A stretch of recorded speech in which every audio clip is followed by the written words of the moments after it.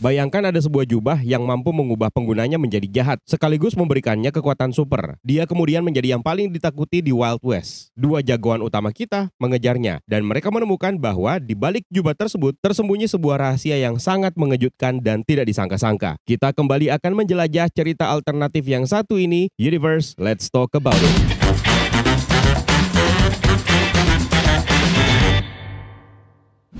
Seperti biasa sebelum kita mulai pembahasan kali ini, kita harus kasih spoiler warning terlebih dahulu buat kalian yang belum sempat nonton serial What If season ketiga.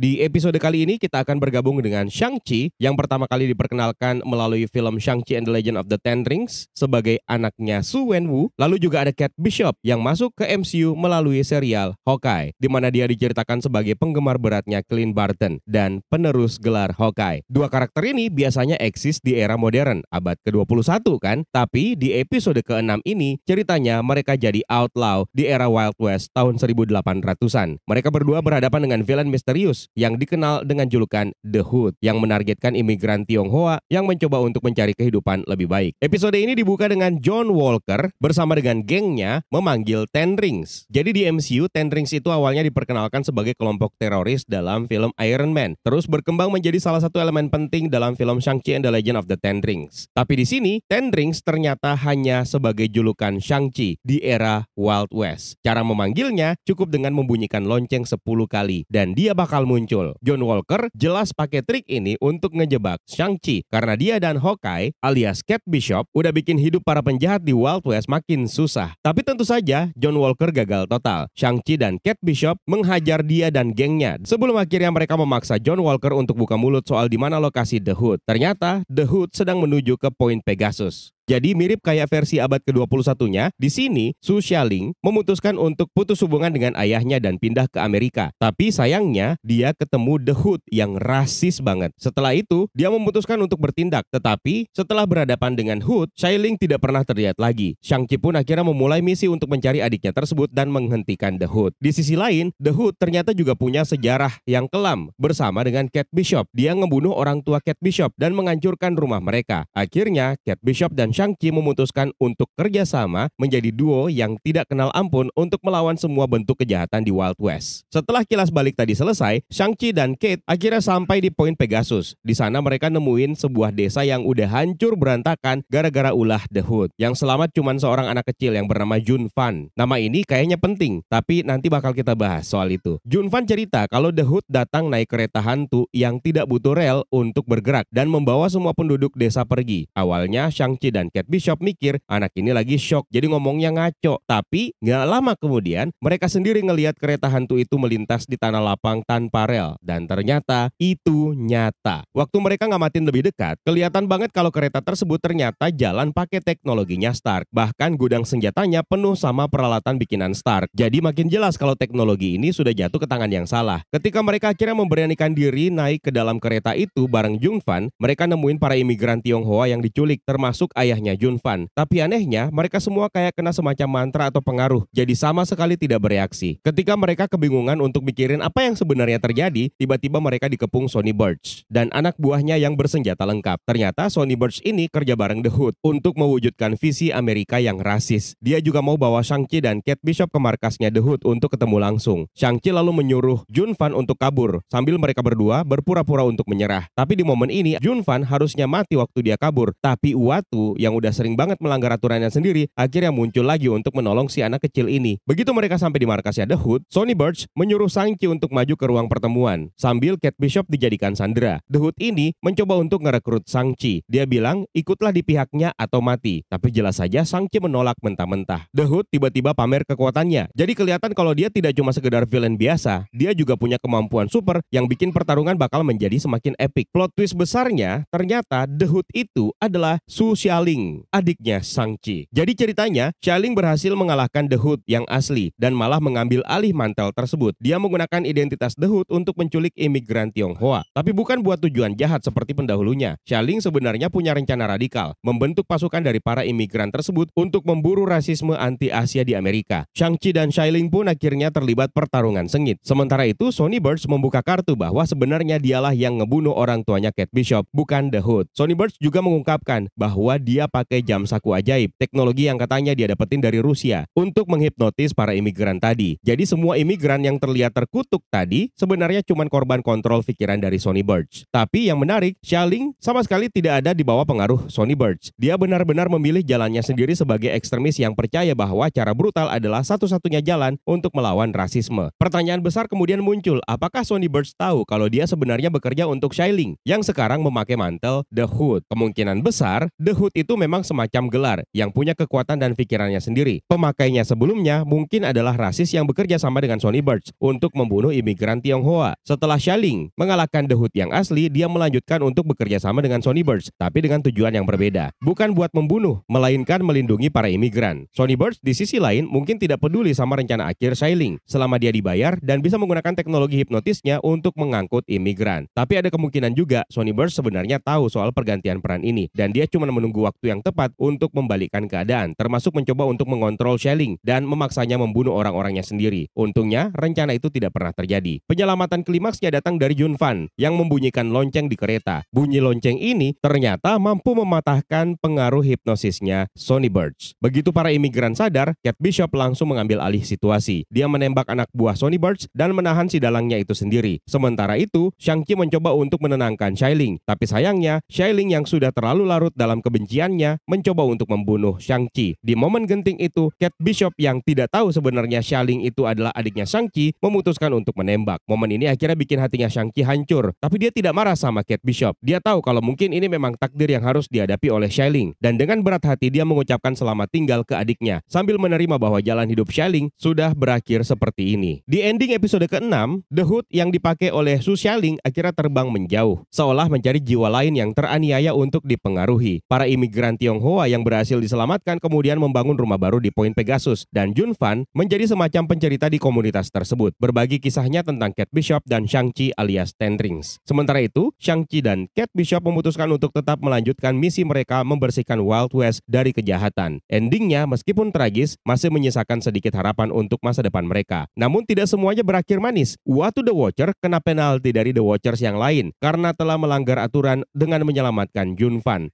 Nah, sekarang waktunya kita bahas mengenai detail dan beberapa referensi yang bisa kita dapatkan di episode ke-6 ini. Detail yang pertama yang saya anggap sebagai sebuah detail yang paling menarik, nama Jun Fan. Ternyata ini merupakan referensi langsung dari nama aslinya Bruce Lee, yaitu Lee Jun Fan. Dalam versi komik, Jun Fan ini adalah salah satu varian dari Iron Fist yang hidup di era frontier Amerika. Jadi ketika Uatu menyelamatkan anak ini, dia secara tidak langsung menciptakan versi baru dari Iron Fist di multiverse. Ngomong-ngomong soal Iron Fist, di MCU sejauh ini hanya ada satu karakter, yaitu Danny Rand, yang tidak terlalu diterima baik oleh para penonton melalui seriesnya di Netflix. Apakah Jun Fan ini adalah versi Iron Fist baru di multiverse yang akan muncul di versi live action MCU nanti? Tentu saja masih belum jelas. Tapi ada satu hal yang pasti, setiap serial Marvel Television yang pernah digarap dan dipublikasikan melalui Netflix, baik itu Daredevil, The Defenders, termasuk Iron Fist, sepertinya akan dianggap canon semua oleh MCU, yang berarti Iron Fist untuk versi live action masih tetap Danny Rand, dan bahkan kabarnya karakter Danny Rand tidak akan di-recast meskipun MCU kemungkinan besar akan punya Iron Fist yang baru. Episode ini dibuka dengan efek film terbakar, burning film, semacam transisi klasik yang muncul di film-film bertema western. Tapi saya melihatnya merupakan referensi untuk Toy Story 3. Apalagi adegan pembuka dari episode ini sangat mirip seperti ceritanya Andy yang menjadi opening Toy Story 3, termasuk adegan kereta yang harus menyeberangi jurang.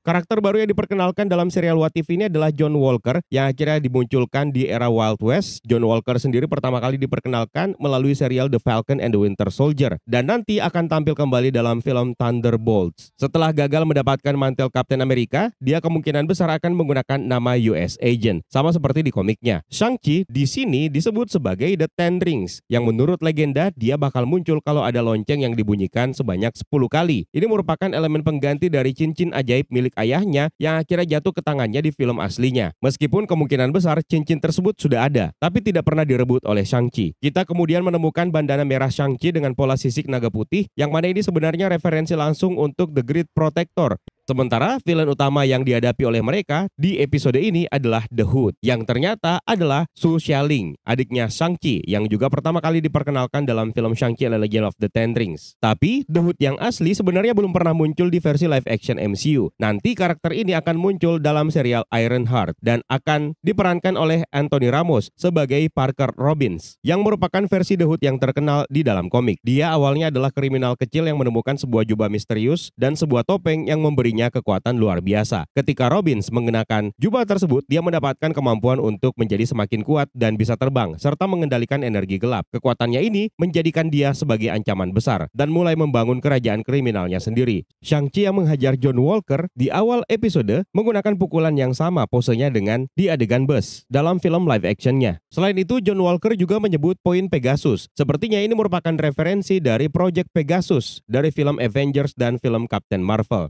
Di kereta dengan teknologi canggih milik The Hood, kita bisa melihat senjata dari Stark Munition, Hammer Steel, dan Cross Manufacturing, yang mana sepertinya ini merupakan referensi versi Old West dari Stark Industries, Hammer Industries, dan Cross Technologies dari versi live action MCU. Kita juga bahkan melihat arc reaktor yang mentenagai kereta ini. Sonny Burch juga kembali diperlihatkan di episode ini. Dia merupakan penjual senjata gelap dalam film Ant-Man and the Wasp yang muncul lagi sebagai kaki tangannya The Hood. Sonny Burch kemudian sempat menyebut tangannya Shang-Chi sebagai Fist of Fury. Ini merupakan referensi film klasiknya Bruce Lee, yaitu Fist of Fury. Apalagi Jun Fan, seperti yang kita ceritakan tadi, merupakan referensi langsung untuk Bruce Lee. Sonny Burch memakai teknik hipnosis yang dia pelajari dari orang Rusia untuk mengontrol para pekerja rel kereta api. Ini merupakan referensi kepada pencucian otak The Winter Soldier atau metode hipnosis Dr. Faustus dalam serial Agent Carter. Episode ini diakhiri dengan Shang-Chi mengatakan kalimat ikonik, "Sun's getting real low." Sun's getting real low, Hawkeye. Yang pertama kali digunakan oleh Natasha Romanoff untuk menenangkan Hulk. Sun's getting real low.